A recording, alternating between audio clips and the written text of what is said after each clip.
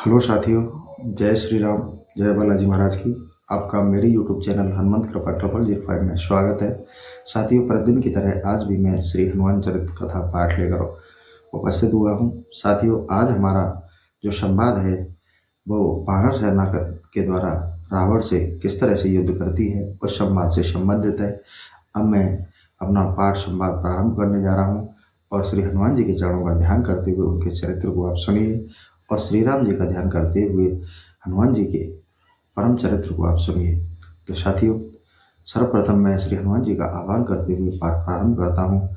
तो श्री राम जी का ध्यान करते हुए आप पाठ का श्रवण करें। जय श्री राम। श्री गुरु चरण सरोज रज, निज मन मुकरि सुधारे। बरनहु रघुबर बिमल जसो, जो दायक फल चार। बुद्धिहीन तनु जानिके, सुमिरो पवन कुमार। भल बुद्धि विद्या देहु मोय, हरहु कलेश विकार। सियावर राम, जय जय राम मेरे प्रभु राम। जय जय राम सियावर राम, जय जय राम। बोलो सियावर रामचंद्र की जय। अब मैं पाठ संवाद प्रारंभ करता हूँ। आप ध्यान लगाकर पाठ का श्रवण करें। दूसरे दिन भगवान श्री राम ने अपने सचिव महामति जामंत के परामर्श से दशग्रीव को समझाने के लिए दूत के रूप में युवराज अंगद को लंका में भेजा, किंतु रावण के सिर पर तो मृत्यु नाच रही थी। इस कारण उस पर किसी बात का कोई प्रभाव नहीं पड़ा। युद्ध प्रारंभ हो गया। राक्षस मायावी थे और वे भिंदीपाल, खड़ग, शूल, परशु, शक्ति, तोमर, धनुष, बाण और गदा आदि विविध अस्त्र शस्त्रों सहित युद्ध करते थे। वे वीर और पराक्रमी तो थे ही, पराजय की स्थिति उत्पन्न होते ही अदृश्य हो जाते। आकाश में धूल, अस्थि और रक्त आदि की वर्षा करने लगते। अपनी सेना को व्याकुल देखकर मायापति श्री राम अपने एक ही सर से उन मायावी राक्षसों की माया का विनाश कर देते। तब वानर भालू पुनः अत्यधिक उत्साह से युद्ध करने लगते। भगवान श्री राम की विशाल सेना में सुग्रीव, मंत्रियों सहित विभीषण, हनुमान, अंगद, नील, मयंद, द्विविद, गज, गवाक्ष, गवय, सरभ, गदमादन, पनस, कुमुद, हर, यूथपति, रंभ, जामंत, सुषेण, ऋषभ, दुर्मुख तथा शतबली आदि प्रमुख योद्धा थे। इन पराक्रमी वीरों के अधीन लाखों लाखों योद्धा वानर भालू थे। वानर भालुओं के पास कोई अन्य अस्त्र शस्त्र तो थे नहीं। वे गगनचुंबी अट्टालिकाओं पर चढ़ जाते, उनके कंगूरों को तोड़कर राक्षसों पर प्रहार करते, क्योंकि अस्त्र शस्त्र साथियों थे नहीं। उन्हीं अट्टालिकाओं को तोड़कर राक्षसी सेना पर वानर सेना प्रहार करती। क्रोध से किटकिटाते हुए असुरों पर कूद पड़ते और थप्पड़ों से मारते, उन पर वज्र तुल्य मुष्टिका से प्रहार करते, उनके लातों से रौंदते, दांतों से काटते हुए वानर असुरों की गर्दन तोड़ देते, नखों से उनका हृदय विदीर्ण कर देते, उनके गालों को फाड़ डालते, उनकी भुजाएं उखाड़कर फेंक देते। कुछ वानर भालू राक्षसों को पकड़कर उन्हें रेत में गाड़ देते और उन्हें पकड़कर समुद्र में डुबो देते। समर भूमि में महापराक्रमी एवं महाबली पवन पुत्र तो राक्षसों के लिए साक्षात काल तुल्य थे। उन्होंने अकेले ही लंका के मनोरम प्रमुदा वन को तहस नहस करके कितने ही शूरवीर असुरों का संहार कर दिया था। उनके हाथों में रावण पुत्र अक्षय कुमार की मृत्यु और वैभवमयी अनुपम लंका सर्वनाश राक्षस देख चुके थे। आकाश में विदीर्ण करने वाला हनुमान जी का जो सिंहनाद था वो क्षणार्ध के लिए भी विस्मृत नहीं हुआ था। अतः उनके हतोत्साह होने के लिए मर्कटाधीश का नाम ही पर्याप्त था। जहां प्रज्वलित अग्नि के समान दूर से हनुमान जी स्वयं हाथों में विशाल शैल धारण कर मेघ गर्जन करते हुए दिख जाएं, वहां तो राक्षसों के प्राण पखेरु उड़ जाते थे। ओज तेज स्फूर्ति के साकार विग्रह बजरंगबली जहां पहुंचते वहां राक्षस सैन्य का सामूहिक संहार हो जाता। अधिकांश राक्षस उनकी चपेट से रक्त वमन करते हुए प्राण त्याग देते और कुछ भयंकर भागकर लंका में प्रवेश कर जाते। श्री हनुमान जी एक ही स्थान पर युद्ध करते हों ऐसी बात नहीं। वे जब जहां वानर सैन्य पर असुरों का दबाव पड़ता देखते, वहीं जय श्री राम का गगन भेदी घोष करते हुए सीधे राक्षसों के मध्य उनके ऊपर कूद पड़ते। राक्षस समूह का दलन हो जाता। वे अश्वसारथी एवं रथ सहित असुरों और वीरों को आकाश में इतने वेग से फेंकते कि वे चक्कर काटते हुए समुद्र के जल में गिरकर समाप्त हो जाते। वे असुरों की उनकी टांग, हाथ या सिर, जब जिसका जो अंग हाथ में आया, पकड़कर समुद्र में फेंक देते। इस प्रकार हनुमान जी त्वरित गति से सहस्त्रों असुरों का संहार कर देते। वे छोटे छोटे वृक्षों को स्पर्श ही नहीं करते, सीधे छलांग मारते, समीप का बड़ा पर्वत उठाकर विद्युत गति से लौटते और असुरों पर फेंक देते। रह रहकर कुछ पर्वत और विशाल शलाखंड लंका में फेंकते ही रहते। सर्वत्र त्राहि त्राहि मच जाती। पवन पुत्र श्री हनुमान युद्ध क्षेत्र में राक्षसों का इतना भयानक संहार करते हैं कि रण में उपस्थित असुर गणों के मन में रावण के सर्वनाश का निश्चय हो जाता है। हनुमान जी की अत्यंत तीव्र गति से युद्ध प्रत्येक स्थल पर पहुंच जाते हैं। जहां बानर भालू दुर्बल पड़ते हैं, वहीं राक्षसों पर टूट पड़ते हैं, उनको समाप्त कर अपनी सेना के उत्साह को बढ़ाते हैं। फिर तुरंत दूसरी ओर चले जाते हैं। उनमें इतनी स्फूर्ति थी कि एक होते हुए भी वे सभी बानरों को अपने ही समीप और राक्षसों को अपने सम्मुख दिखते हैं। रावण के प्रख्यात वीर दुर्माक्ष, अग्नि, अकंपन, अतिकाय, देवांतक और त्रिशरा आदि प्रमुख राक्षस हनुमान जी के हाथों मारे जाते हैं। इस समाचार से रावण अधीर हो गया। वज्रधारी इंद्र पर विजय प्राप्त करने वाले उनके प्रख्यात सूरवीर पुत्र मेघनाथ ने उसे आश्वासन दिया और युद्ध सामग्री से संपन्न वेगशाली रथ पर आरूढ़ होकर युद्ध क्षेत्र में पहुंचा। हनुमान जी की वीरता और पराक्रम एवं रण कौशल से स्वयं इंद्रजीत भी मन ही मन भयभीत रहता था और युद्ध में भरसक उनसे दूर ही रहने का प्रयत्न करता था। उस दिन उसने वानर सेना का भयानक संहार किया। उसकी बाण वर्षा से सुग्रीव, अंगद, नील, सरभ, गंध, मादन, जामंत, सुषेण, वेगदर्शी, मेंद, नील, ज्योतिर्मुख तथा द्विविद आदि सभी प्रख्यात सूरवीर वानर घायल हो गए थे। इतना ही नहीं, उसके ब्रह्मास्त्र से श्री राम और लक्ष्मण जी भी मूर्छित हो गए थे। अपने घायल सैनिकों को देखते हुए विभीषण जब शरविद्ध वृद्ध जामंत के समीप पहुंचे तो उनका हृदय कांप उठा। उन्होंने जामंत के जीवन के संबंध में संशय उत्पन्न हो गया था। विभीषण ने उनके विशाल शरीर पर प्रेम पूर्वक हाथ फेरते हुए उनका समाचार पूछा। तब जामंत ने उत्तर में कहा, राक्षस राज, मेरे सभी अंग तीक्ष्ण बाणों से बिधे हुए हैं, अतः कष्ट के कारण तुम्हें नेत्र खोलकर देखना भी दुर्लभ है। केवल स्वर में तुम्हें पहचान रहा हूं। तुम इतनी ही बता दो कि वानर श्रेष्ठ अंजना नंदन जीवित हैं या नहीं। विभीषण ने चकित होकर उनसे पूछा, वृक्षराज, आपने वानरराज सुग्रीव, युवराज अंगद की बात तो दूर रही, स्वयं भगवान श्री राम और सौमित्र का नंदन की समाचार नहीं पूछा। पवन पुत्र हनुमान जी के प्रति आपका सर्वाधिक प्रेम दिख रहा है, इसका हेतु क्या है? तब विभीषण जी ने वृक्षराज से जामंत जी से पूछा कि आपने अन्य किसी का समाचार नहीं पूछा, आपने यही पूछा कि हनुमान जी जीवित हैं या नहीं। ऐसा क्यों? ऐसा प्रेम आपका हनुमान जी के प्रति क्यों है?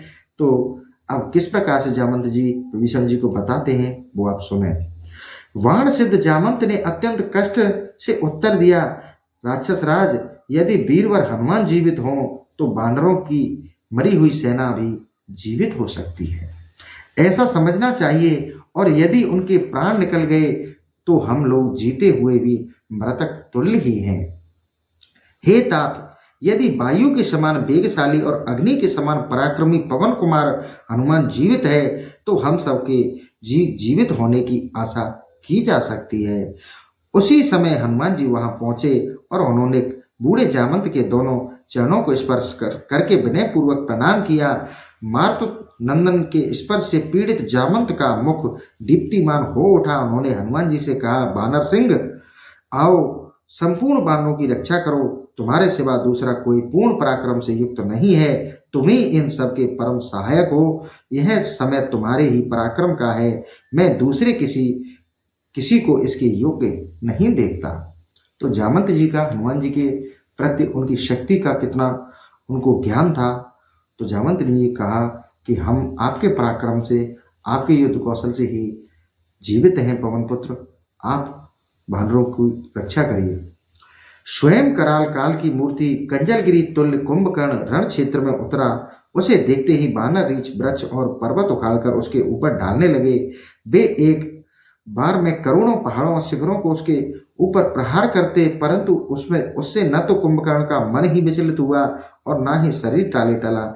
जैसे मदार के फलों को मार से हाथी पर किसी भी प्रकार का असर नहीं होता, वानर भालू भयभीत हो गए।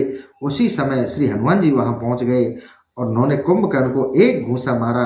आंजनेय की वज्र मुष्टिका के एक ही प्रहार से व्याकुल होकर कुंभकर्ण पृथ्वी पर गिर पड़ा और सिर पीटने लगा। भाग्यवश वह एक ही दिन में युद्ध में भगवान श्री राम के बाण से मुक्त हो गया। विवश क्रुद्ध रावण स्वयं युद्ध भूमि में आया। उसके हाथ में अत्यंत भयानक दीप्तिमान धनुष था। उसने अपने तीक्ष्णतम शरों की वर्षा से वानर सैनिकों को विचलित कर दिया। उस समय बजरंगबली हनुमान कूदकर उसके रथ के समीप पहुंच गए और अपना दाहिना हाथ उठाकर उन्होंने रावण को भयाक्रांत करते हुए कहा, देखो, 5 उंगलियों से युक्त यह मेरा दाहिना हाथ उठा हुआ है। तुम्हारे शरीर में चिरकाल से जो जीवात्मा निवास करता है उसे आज यह इस देह से अलग कर देगा। हनुमान जी ने रावण को अपना हाथ दिखाते हुए कहा कि इस हाथ में 5 उंगलियां हैं रावण, और चिरकाल से तेरे अंदर जो शरीर के अंदर जीवात्मा विराजमान है उसे इस मुष्टिका के प्रहार से उसे बाहर निकाल दूंगा। परम पराक्रमी रावण ने अत्यंत कुपित होकर कहा, वानर, तुम निश्चिंत होकर पहले मुझ पर प्रहार कर लो, तब पराक्रम देखकर मैं तुम्हारा प्राण हरण करूंगा। हनुमान जी ने उत्तर दिया, तुम यह क्यों भूल जाते हो कि मैंने पहले ही तुम्हारे प्राण प्रिय अक्षय कुमार को मार डाला है। आंजनेय की इस युक्ति से रावण का हृदय जल उठा। उसने तुरंत हनुमान जी के वक्ष पर हाथ से प्रहार किया। बल विक्रम संपन्न महातेजस्वी रावण की मुष्टिका आघात से हनुमान जी क्षणभर के लिए विचलित हो गए, किंतु वे बड़े बुद्धिमान और तेजस्वी थे। सुस्थिर होते ही उन्होंने भी अत्यंत क्रोधपूर्वक राक्षस राज को कसकर एक घूंसा मारा। परम पराक्रमी बजरंग महावीर वज्र तुल्य घूंसा लगते ही रावण कांप उठा। कुछ क्षणोपरांत उसने संभल कर कहा, शाबाश वानर, पराक्रमी दृष्टि में तुम मेरे प्रशंसनीय प्रतिद्वंदी हो। वीरवर पवन कुमार ने उत्तर दिया, अरे रावण, तुम अब भी जीवित हो, इसलिए मेरे पराक्रम को धिक्कार है। अब तुम एक बार मुझ पर प्रहार करो, मैं तुम्हारे प्रहार के अनंतर जब मेरा मुक्का पड़ेगा तब तुम यमलोक पहुंच जाओगे। श्री मर्कटाधीश के वाण से राक्षस राज रावण के नेत्र लाल हो गए। उसने अत्यंत कुपित होकर हनुमान जी के वक्ष पर अपना प्रचंड घूंसा मारा। रावण के मुक्के से हनुमान जी पुनः विचलित हो गए। धैर्यपूर्वक उनके संभलते संभलते रावण वानर सेनापति नील पर चढ़ बैठा। हनुमान जी उधर दौड़े, किंतु रावण को नील से युद्ध करते देखकर उन्होंने कहा, अरे निशाचर, इस समय तुम दूसरे से युद्ध कर रहे हो, इस कारण मैं तुम पर प्रहार नहीं कर सकता। इस प्रकार हनुमान जी प्रचंड वीरता के कारण शत्रुओं के रक्त से लिप्त उनका दर्शन होने पर रावण भी मन ही मन कांप उठता था। एक बार वह सुमित्रा नंदन से युद्ध करने लगा तथा लक्ष्मण के तीक्ष्णतम शरों से व्याकुल होकर भी वह उन्हें कोई क्षति नहीं पहुंचा पा रहा था। उसका सारा शरीर मेद और रक्त से सन गया। उस अवस्था में उसने रणभूमि में ब्रह्मा जी की दी हुई शक्ति से बड़े वेग से श्री रामानुज पर छोड़ दी। वह शक्ति लक्ष्मण के विशाल वक्ष स्थल में प्रविष्ट हो गई और वे आहत होकर पृथ्वी पर गिर पड़े। रावण प्रसन्न होकर लक्ष्मण के समीप पहुंचा और उन्हें उठाने लगा, किंतु भगवान शिव के कैलाश पर्वत को उठा लेने वाला रावण श्री रामानुज के शरीर को हिला भी न सका। उस समय हनुमान जी दौड़े और अत्यंत कुपित होकर उन्होंने रावण की छाती में वज्र तुल्य मुक्के से प्रहार किया। उस मुक्के के भयानक प्रहार से रावण को चक्कर आ गया। वह घुटने के बल बैठ गया और कांपता हुआ गिर पड़ा। उसके मुख और नेत्र कानों से रक्त बहने लगा। तड़पड़ाता, छटपटाता और चक्कर काटता हुआ रावण बेवश है अपने रथ के पिछले भाग में निश्चेष्ट होकर बैठा और कुछ ही देर में मूर्छित हो गया। इधर हनुमान जी सुमित्रा कुमार को अपने दोनों हाथों से उठाकर श्री रघुनाथ जी के समीप ले गए। शत्रुओं के लिए हिल न सकने वाले शेषावतार लक्ष्मण आंजनेय के सौहार्द और उत्कट भक्तिभाव के कारण उनके लिए सहज हल्के हो गए। कुछ ही देर में लक्ष्मण सर्वथा निरोग हो गए। रावण वानरों के प्रख्यात सूरवीरों पर आक्रमण कर उन्होंने धाराशायी करने लगा। यह देखकर राघवेंद्र भी उस पर आक्रमण किया। उस समय भगवान श्री राम के अनन्य सेवक पवन कुमार के उनके समीप जाकर निवेदन किया, प्रभु जैसे भगवान विष्णु गरुड़ पर चढ़कर दैत्यों का संहार करते हैं, उसी प्रकार आप मेरी पीठ पर चढ़कर इस राक्षस को दंड दें। आंजनेय की प्रार्थना सुनकर भगवान श्री राम उनकी पीठ पर चढ़कर असुर राज रावण से युद्ध करने लगे।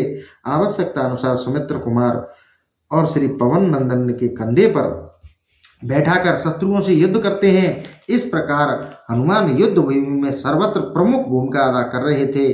उन्होंने कितने राक्षसों को जीवन से मुक्त किया, इसकी संख्या नहीं। निश्चय ही युद्ध भूमि में असुरों का साक्षात काल के देश में दर्शन देने वाले हनुमान जी के हृदय में उनके प्रति अपार करुणा भरी थी।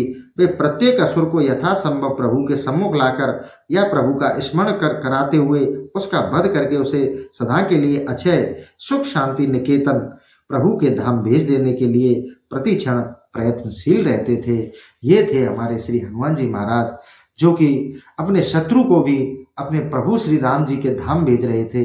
ऐसा लंका का युद्ध था और पूरे युद्ध में श्री हनुमान जी महाराज का जो तेज था, जो उनकी युद्ध रणनीति थी, वो देखने योग्य थी। और पूरे लंका के राक्षसों को वध करने में श्री हनुमान जी महाराज की बहुत ही अहम भूमिका रही और श्री राम जी को विजय दिलाकर वो सीता माता को वापस लाने में सक्षम हो पाए।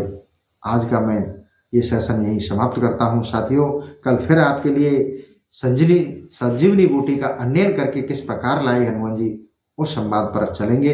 तो साथियों, आज का सेशन यहीं समाप्त करता हूँ। आशा करता हूँ कि आप कमेंट में जय श्री राम, जय बालाजी महाराज अवश्य लिखेंगे। तो इसी के साथ जय श्री राम, जय बालाजी महाराज की।